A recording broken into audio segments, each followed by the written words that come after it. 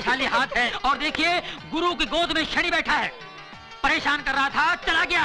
पहले आपका शुक्र मलाड़ में था, गुरु वर्ली में था, और ये जो मंगल है वो जंगल में था।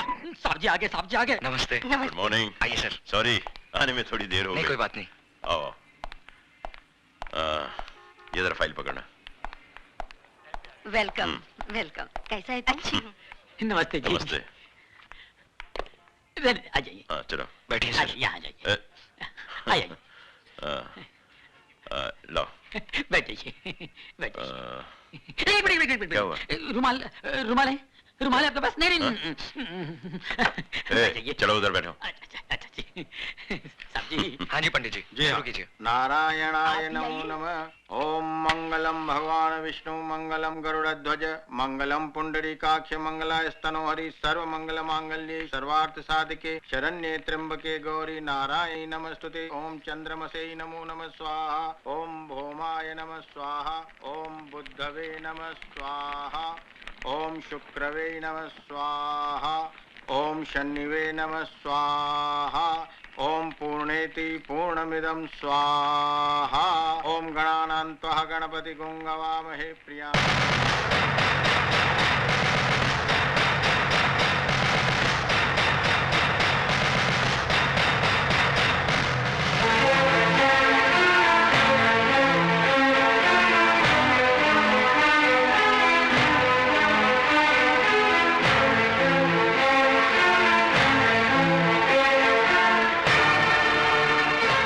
ये क्या कर दिया सर आपने? एक मुजरिम जो सच्चाई के रास्ते पर चल पड़ा है, उसका अतीत जला दिया है मैंने।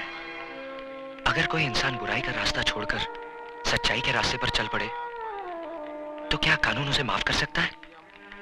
कानून से बड़ी अदालत आत्मा की होती है, और आत्मा का फैसला हर फैसले से बड़ा और अटल होता है।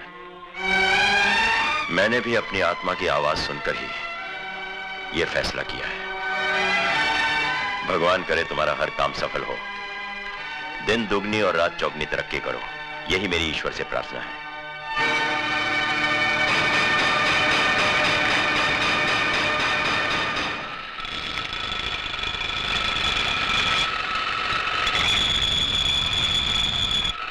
समझा? ले।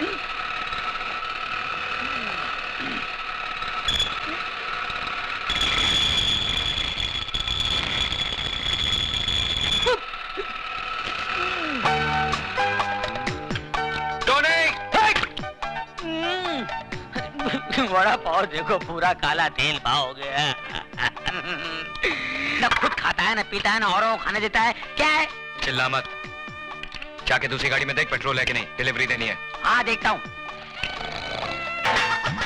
7-11 का पाना दे। बहन का टका सो रहा है। चल।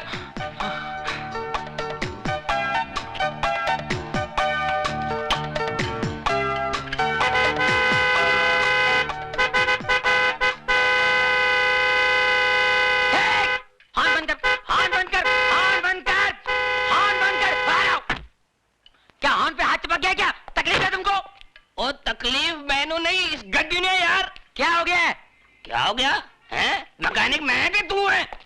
पापा जी बात सुनिए। क्या है कि मरीज जब डॉक्टर के पास जाता है तो मरीज खुद बताता है कि मेरे पेट में दर्द है, मेरी पीठ में दर्द है, मेरे मुंह में दर्द है, मुझे उल्टियां हो रही है, मुझे जुलाब हो रहा है। मैं पूछ रहा हूँ इसे क्या हो गया है? क्या हो गया है? ओ यार ये चटके दे दे के बंद पड़ गई है यार। बंद पड़ गई। मिर्गी खोलो बोनट खोलो, जल्दी खोलो बोनट खोलो, फौरन खोलो, जल्दी खोलो।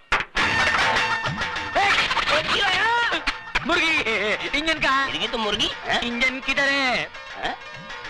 मैं भी हैरान हूं, इंजन किधर है? अरे मैं तो परेशान हूँ कि गाड़ी यहाँ तक आई कैसे? मैं खुद चला के लेके आया इसे यार। आप खुद चला के लाए? हाँ जी। जरा याद कीजिए रास्ते में कहीं यहाँ वहाँ तो नहीं गए आप? और नहीं यार, सवाल ही नहीं पैदा होता यार। अरे भाई ये बम्बई है, नजर जरा फिरी तुम इंजन गुल। अच्छा हाँ, ऐसा भी होता है? ऐसा होता ही है। ये गाड़ी किससे ली आपने? ये परसों ली है, विदेशी गाड़ी है, अंग्रेज से ली है, इम्पोर्टेड है। परसों ली है? अंग्रेज से ली है, इम्पोर्टेड है, विदेशी है। शर्म आनी चाहिए हम लोगों को। विदेशी गाड़ियां खरीदते हैं, हमारे यहाँ गाड़ियां नहीं बनती है। देश दिन ब दिन तरक्की किया जा रहा है और हम लोग पीछे इंपोर्टेड गाड़ियां। शर्म आनी चाहिए आपको। अंग्रेज से लिए है। अरे भगत सिंह जी अंग्रेजों को भगाते भगाते फांसी पे चढ़ गए। महात्मा गांधी जी, जवाहरलाल नेहरू जी, सुभाष चंद्र बोस जी हमेशा यही कहते हैं है देश के रहो, देश की खरीदो, मगर हम अंग्रेज पीछे रह गए। हम लोग जिसमें इंजन नहीं है वो इंपोर्टेड गाड़ी है। अरे ये गाड़ी मेरी होती तो खंडाला घाट में ले जाता, ढकेल देता। तू ऐसी गाड़ी पर अंग्रेज बने हुए हैं, इंपोर्टेड गाड़ी। हट। ये मैं की कर बैठा, शर्म आनी चाहिए मैंने। तूने मेरी आंखें खोल दी, मैं पूरी गड्डी खोल जाऊंगा, गाड़ी खोल दूंगा। हैंडल लिया, इंपोर्टेड बोनट, हैंडल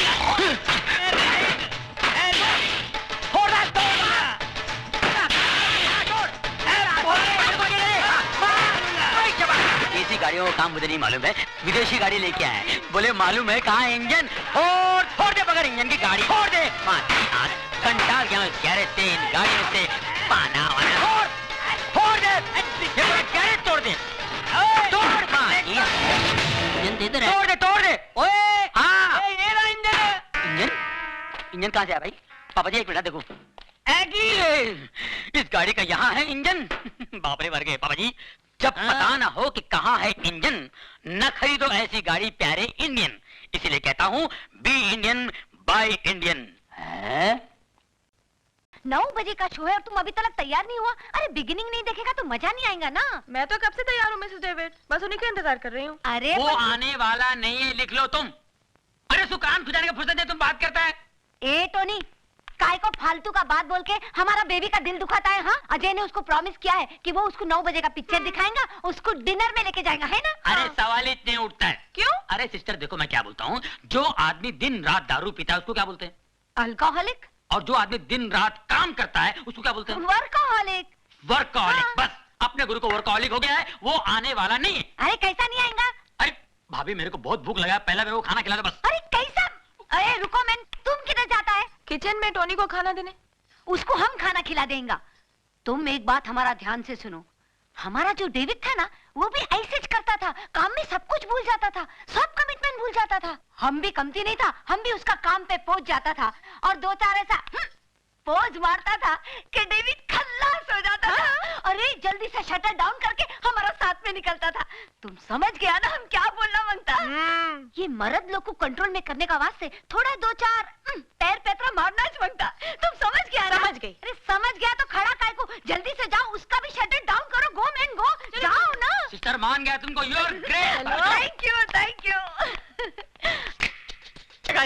खून की बू आती है मुझे तुम्हारे जिस्म से, नफरत है मुझे तुमसे, नफरत।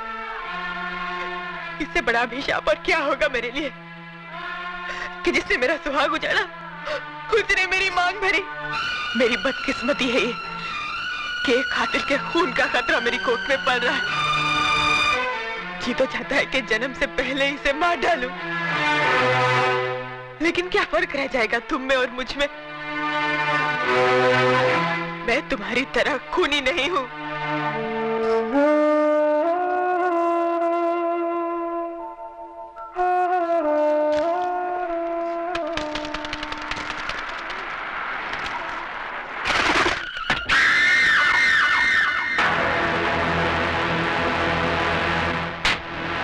कैसी बुरी हालत बना ली रे तूने अपनी। बारूद का ढेर था लेकिन अब किसी उजड़े मजार की अगरबत्ती लगता है।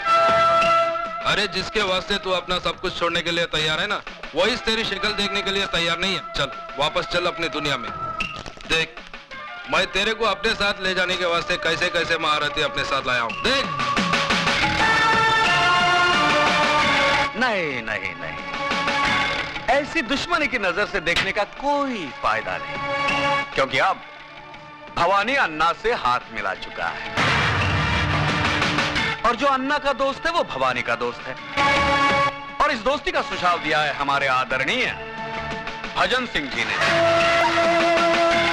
आप है राजनीति के बेताज बादशाह, सियासत की शतरंज कैरम बोर्ड की तरह खेलते हैं। दौलत और ताकत का स्ट्राइकर इनकी उंगलियों में है।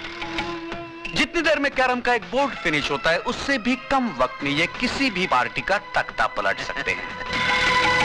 वो क्या है कि शक्ल से मैं उतना कमीना नहीं लगता हूँ जितना मैं हूँ। बहुत सोच समझकर राजनीति के इस धंधे में कदम रखा है मैंने। जानते हो क्यों? क्योंकि नेतागिरी ही एक ऐसा धंधा है जिसे शुरू करने के लिए ना फाइनेंस की जरूरत होती है ना क्वालिफिकेशन की। सिर्फ कोयल सी मीठी जुबान और लोमड़ी सा शातिर दिमाग चाहिए।